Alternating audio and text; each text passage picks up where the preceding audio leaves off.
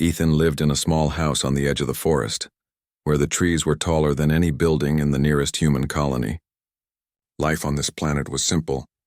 Days were spent exploring, maintaining his small garden and studying the strange plants and animals that had made this world their home. He enjoyed the quiet, the hum of distant wildlife, the rustle of leaves, and the gurgling of the small creek behind his house made life peaceful. He thought he knew this forest well, but he had no idea that today everything would change. It was late afternoon when he decided to walk along the creek, carrying a small satchel with his tools and notes. The sun had begun to lower in the sky, casting golden light across the water. He followed the narrow path, enjoying the soft crunch of leaves beneath his boots. As he rounded a bend, he noticed ripples in the water ahead. At first, he thought it might be a fish or some other small animal. But then a shimmer caught his eye and he froze. There she was. The figure in the creek was not like anything he had ever seen. She was humanoid in shape, but taller, slender, and completely alien. Her skin glimmered with soft, changing colors like liquid light reflecting the sun. Her hair floated in the water, almost like fine threads of silver and blue, moving gracefully as if alive. Her eyes, large and reflective, shone with intelligence and something else he could not name. Curiosity, maybe, or recognition. Ethan's breath caught. He had never seen an alien up close like this. All his knowledge of extraterrestrial life had come from scans, reports, and distant colony encounters. Never something real.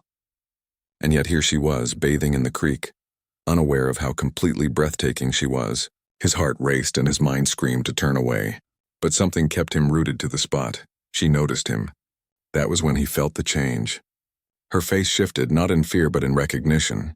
Her large eyes seemed to study him, as if she could see more than just his body. There was intelligence in her gaze, but also something deeper, something almost human. She did not scream or flee. Instead, she tilted her head slightly and studied him back. Ethan swallowed. He wanted to speak, but words felt impossible. Instead, he nodded slowly, trying to show he meant no harm. She returned the gesture with a small movement of her hand, delicate and fluid, before turning her attention back to the water. The moment felt long, suspended in time. Ethan wanted to step closer, to learn more about her, but instinct told him to remain hidden. Instead, he watched, fascinated. She moved with grace, almost as if the water obeyed her, flowing around her body in soft currents. Her skin shimmered differently as she moved, reflecting the sunlight and the shadows of the trees.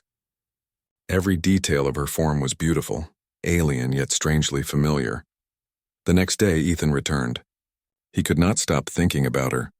He stayed farther back this time, hiding behind thick bushes along the creek bank. She appeared again alone, moving through the water with the same elegance. Her eyes, when they met his from afar, seemed to carry a question. Ethan realized she was curious about him too. Over the following days, he made it a habit to visit the creek. He would bring small gifts, a smooth stone, a shiny metal piece, or even small drawings on paper showing shapes and symbols he hoped she could understand. Each time he approached, she watched carefully. At first, she did not touch anything he left, but she studied it with interest, tilting her head and letting her eyes wander over each object. One afternoon, Ethan left a small crystal by the water's edge. When he returned the next day, it had moved closer to her side, resting on a flat rock. She had not only taken notice, but she had interacted with it. His heart leapt. She was intelligent. She was aware. Communication, however, remained a challenge. Words could not work. Her species had no voice patterns humans could replicate. Ethan tried gestures, simple drawings, pointing at objects, miming actions. Slowly she began to respond. A tilt of her head, a small wave of her hand, the way her eyes lingered on his drawings. They were small victories. Tiny steps toward understanding. One day, while Ethan sketched a map of the creek in the sand, she reached out and touched it with a single finger. The sand shifted under her touch, forming a shape that mirrored his drawing almost perfectly. She looked at him, and for the first time it felt like they were truly sharing something beyond words. He realized she understood. She understood more than he had ever expected. Ethan's fascination grew into something more than curiosity. He found himself thinking about her when he wasn't at the creek. He wondered about her life, where she came from, and why she was here. Was she alone? Had she been watching humans for years? Or had she been hiding, waiting for someone to notice her? One evening, he sat on a rock at the creek bank as the sun dipped behind the trees. She emerged from the water, standing in the shallow stream. Her skin glimmered softly in the dim light. She did not run. She did not hide. She simply watched him, and then slowly she moved toward him. Her motion was careful, measured, and full of grace. Ethan remained still, not wanting to scare her. She stopped a few feet away, lifting her hand in a gesture that seemed almost like a greeting. He responded, lifting his hand as best he could. A connection formed in that moment, a silent understanding that they were both willing to bridge the gap between species. Days passed, and their bond grew. Ethan began to bring small mechanical gadgets, showing her how they worked. She touched them with delicate fingers, manipulating tiny parts with skill he did not expect. It became clear to him that she was not only intelligent but capable of learning quickly. She watched, experimented, and mimicked his actions, her large eyes sparkling with excitement when she succeeded. Despite the growing trust, Ethan knew this connection could not remain secret forever. The human colony nearby was wary of aliens, fearing the unknown.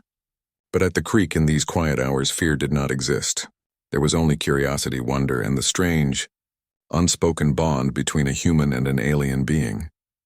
One evening, as they shared the quiet of the forest, she made a sound, soft, melodic, almost like a hum. Ethan froze. He had never heard an alien produce anything like that. It was not language, not in a way humans could understand, but it was communication nonetheless. He hummed back, imitating her sound as best he could. She tilted her head, eyes wide, as if impressed. Then she made the sound again, and this time, he felt it resonate with something deep inside him. It was a moment of connection unlike anything he had ever known. In that instant, he realized something profound. This was not just an alien. This was a mind capable of emotion, of learning, of trust and understanding, and she had chosen to share that with him. Ethan's life changed. The creek was no longer just a place behind his home. It was a meeting point, a bridge between worlds. Every day he looked forward to seeing her, learning from her, and discovering the depths of her intelligence. He knew that sooner or later others might come and their bond could be tested. But for now they were alone, sharing a silent friendship that transcended species. By the end of the week, Ethan understood something he could not put into words. The alien's face, her expressions, her eyes, they had changed everything he thought he knew about life beyond Earth. They had shown him that intelligence, curiosity, and emotion were not exclusive to humans, that perhaps somewhere in the vast universe, beings like her were watching, learning, and waiting for humans to prove they could be trusted. Ethan returned home that evening, heart racing, mind full of questions. He could not stop thinking about the way she had looked at him, the way her face had seemed to reflect not just her own emotions, but an understanding of him, of humans, of life itself. He realized that this encounter was just the beginning. Their story had only begun. The sun set behind the trees, casting long shadows across the creek. Ethan knew he would return tomorrow. He would sit, he would watch, and he would continue learning. And in the quiet of that alien forest beside that sparkling creek, he felt something he had never felt before. Hope. Hope that humans and aliens could understand each other. Hope that curiosity and courage could create bonds stronger than fear. And most of all, hope that he had found a friend in the most unexpected of places. Ethan had always felt small in a galaxy that celebrated the extraordinary. At 17, he was neither the strongest nor the fastest on the colony of Zerathia, a planet known for its technological marvels and alien residents from countless star systems. Most humans on Zerathia were treated with polite curiosity, often underestimated for their lack of specialized skills or advanced technology. Yet Ethan carried something unique, a calm mind and quick thinking that often turned impossible situations into manageable ones. On a bright morning, when the twin suns of Zerathia cast golden reflections across the canyon rocks near the colony's outskirts, Ethan ventured out with nothing but a small satchel, a multi-tool, and a sense of restless curiosity. He enjoyed exploring the untouched parts of the planet, where no alien tourists or scientists ventured. It was his escape from the bustling academy, where human teens were often seen as slower learners in comparison to their alien peers. He liked the quiet, the way the wind whispered through jagged rocks, and the way he could feel his own heartbeat in the stillness of the world. As he scrambled over a loose rock ledge, a faint cry reached his ears. He froze. The sound was human-like, but it carried an unfamiliar tone of desperation and fear. Instinctively, Ethan moved closer, sliding down the slope with careful steps. Around the bend, he saw her. A woman, tall and elegant, lay trapped beneath a collapsed transport pod.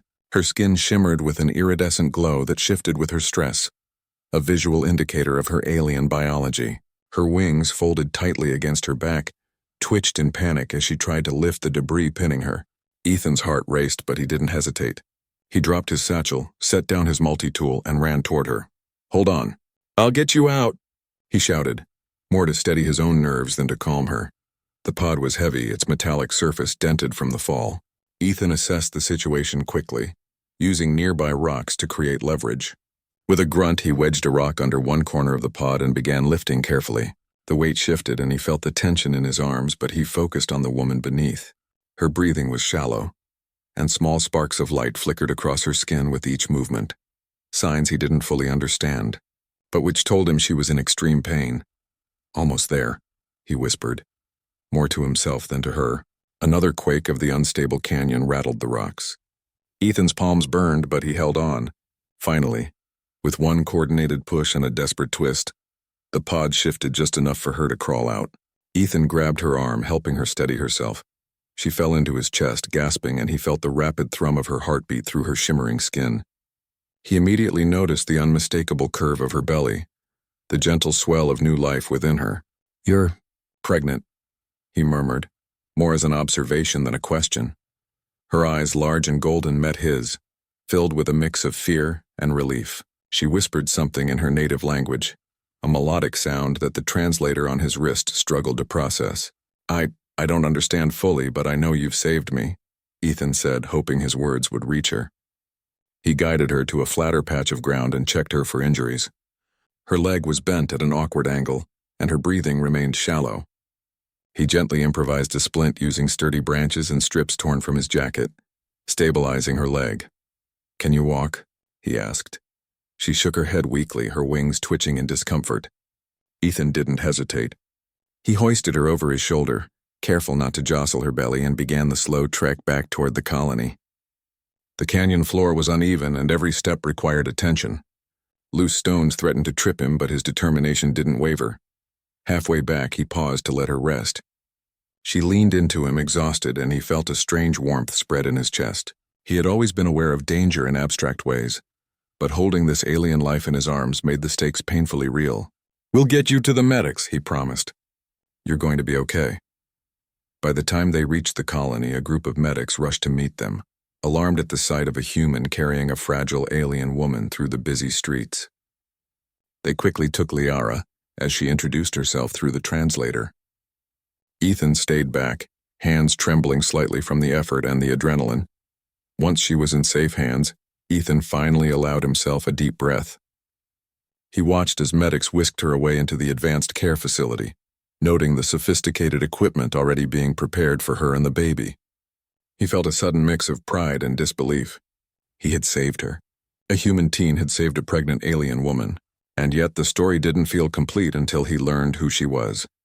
Later, as he was walking home, exhausted and dirty, a sleek, armored shuttle descended from the sky. It hovered with authority before landing nearby. From the shuttle emerged Kalen Varix, a figure whose presence demanded attention. He was imposing, tall, and radiated confidence.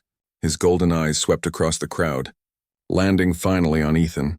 For a moment, Ethan felt small, intimidated by the aura of wealth and power that Kalen carried like armor. Kalen approached the medic, speaking quickly in Liara's language. Ethan listened as the translator interpreted fragments. "Is she safe?" Kalen demanded, his voice calm but edged with a tension that hinted at panic. The medics nodded. Kalen's gaze then shifted to Ethan, sharp and piercing. He studied the human carefully, as if weighing his worth. Ethan straightened instinctively, though he felt his knees weaken. Kalen spoke in a voice that reverberated with authority and gratitude. "You saved her. You saved my family. Tell me your name." "Ethan." "Ethan Miller," he said, unsure why the richest and most powerful alien in the galaxy cared about him. Kalen's eyes softened slightly. "Ethan Miller, you've done what no amount of money or technology could do. You've saved a life when even the most advanced resources failed." His gaze dropped, and for the first time his commanding presence seemed vulnerable, almost human. Ethan shifted awkwardly. I did what anyone would do, he said, though he knew it wasn't true. Most humans wouldn't have dared to lift a massive pod or navigate the treacherous canyon carrying an alien woman, but he felt the urge to remain humble. Kalen knelt slightly, not out of subservience, but as a gesture of profound respect. No, not anyone would. Humans are often underestimated, but you are exceptional. His words carried a weight that Ethan had never felt before, and for a moment he simply nodded, unsure how to respond. Then in a quiet but firm voice, Ethan made a request that surprised even himself. Sir, I don't want anything for myself, but I want you to help human teens. Make a program, a scholarship, anything, so that others like me can have a chance to show what they can do. Kalen's eyes widened. The simplicity, the humility, and the unexpected nobility of a human teen's request left him speechless. He had seen humans in war, humans in work, and humans in colonies, but none had ever asked for something so selfless.